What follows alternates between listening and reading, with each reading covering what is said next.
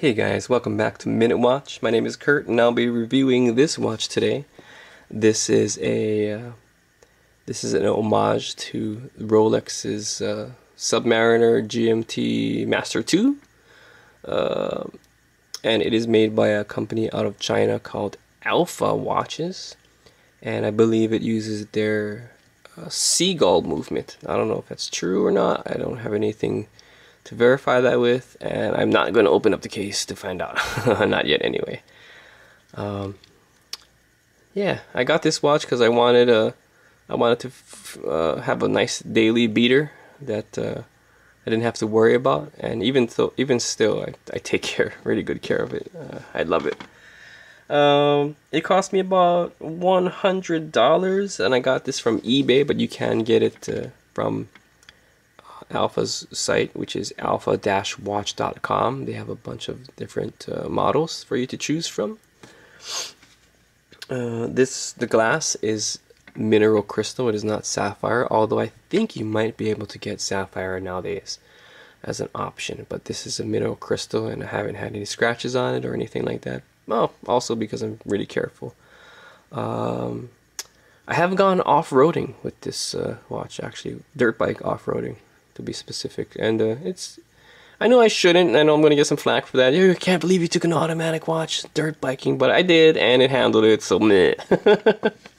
Although it might break in a later point, but whatever. Reserve time. I've actually timed this watch is reserve time at 49.5 hours. 49.5 hours. It's crazy. This watch will last 2 days if left unattended. As an automatic watch, you folks should know that there is no battery. It is powered by movement. Little rotor in there moves a spring. The spring winds up, and then it releases over time. It's very clever, very ingenious. I love it. I'm getting a close-up of that movement there. A lot of people like to see the close-ups of the second-hand sweeping. It is not the most smooth movement, but it is a sweeper nonetheless, and I love my sweepers.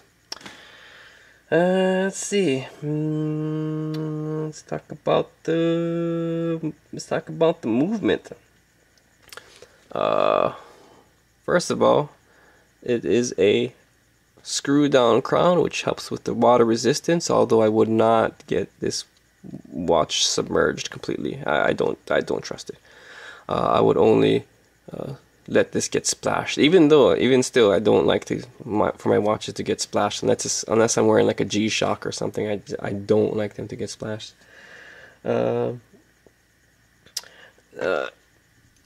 This is a hackable movement, which means that you can stop the second hand by pulling out the crown all the way, and you can do that for calibration purposes to set your times perfectly. And I'll pull it out right about now.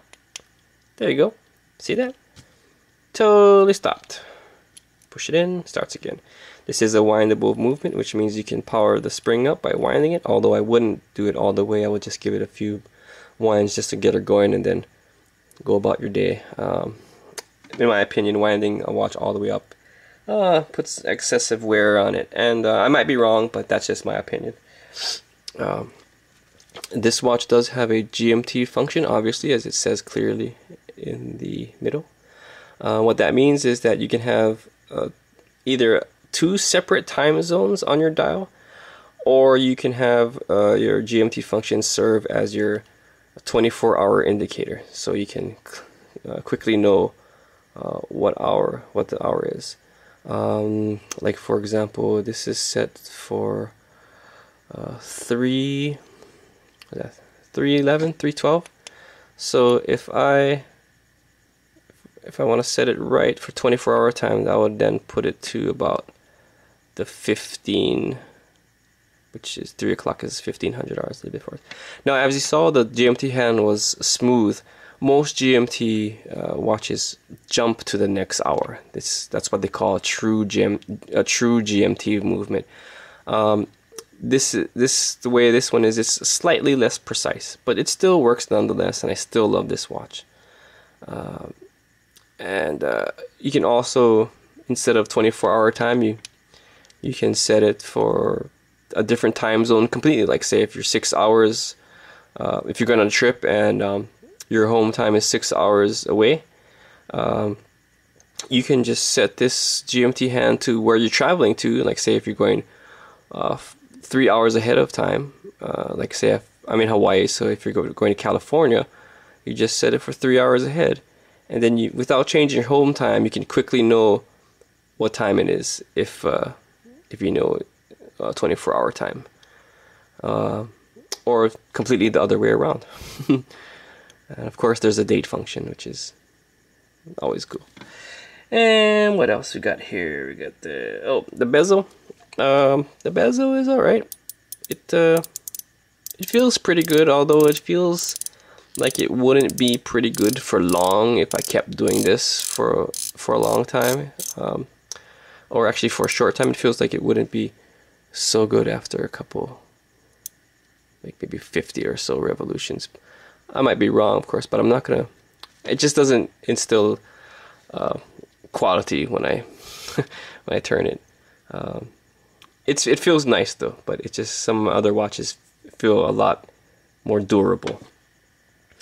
Now you can see that there's a brown kind of a honey croc strap on it, which works really well with this watch, but this is not what it came with. It came with this bracelet here. Let me just move this out of the way so it doesn't focus on this. It came with this bracelet here, and this bracelet perplexes me. It's pretty nice. It's got a nice finish. It's solid links, and they're polished on the edges. It uses a solid end link, which is fantastic for a $100 watch. It's crazy. But it uses this super like stamped out and flimsy buckle system, and it's just like, or whatever you call this, these two pieces right here. I can't even. Oh, there you go. Yeah, it's just remarkably bland. I don't understand why someone thought that. I guess if you're gonna have end links like that and solid links, you gotta cut corners somewhere, right? So that part's not seen, so whatever. But the clasp system is just rubbish. Like it was just like stuck all the time, and I don't know. Maybe I got something that was a little bit bent or whatever. But this clasp system just was rubbish to me. It wasn't smooth. It was stuck. It was hard to get on and off. I just wasn't happy with this bracelet. It was almost a good bracelet. So instead, I went with a couple different straps, and I'm very happy with this final one that I went for black and different browns, and this one is really making me happy. Watch dimensions. Yeah, let's get my caliper out. My trusty caliper. Let's zero this sucker out and measure the watch. Any Rolex homage should be 40 millimeters because that's how Submariner is. Any Submariner homage, that is. And would you just look at that? Would you just look at it? It's 40. I think my thing is out of calibration. Let me just zero it out again. It didn't seem like it was. Did this watch shrinky?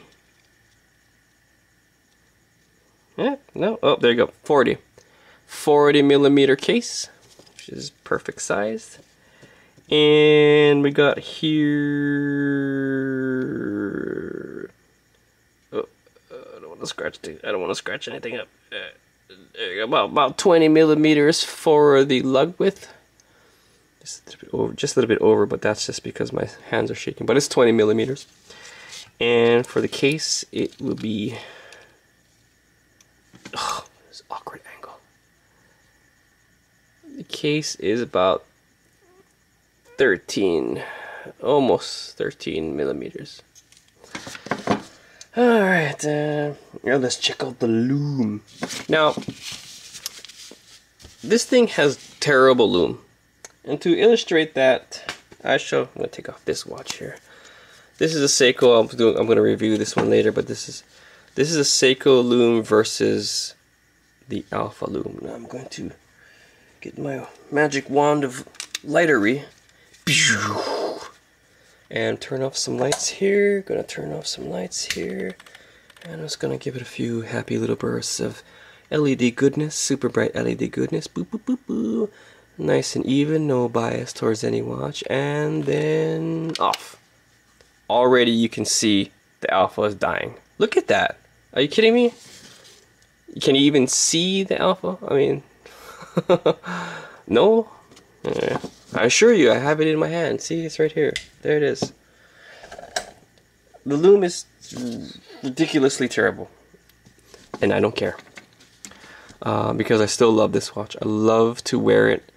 It goes well with a lot of stuff that I wear. I do match my watches to my clothes, so this watch does go with a lot of things. Even though it doesn't really coincide with the color schemes of what I'm wearing, it does go with a lot of stuff. Ow. If you're in the market for a cheap Rolex Submariner homage, alpha-watch.com has quite a few nice ones. Go check it out. Aloha.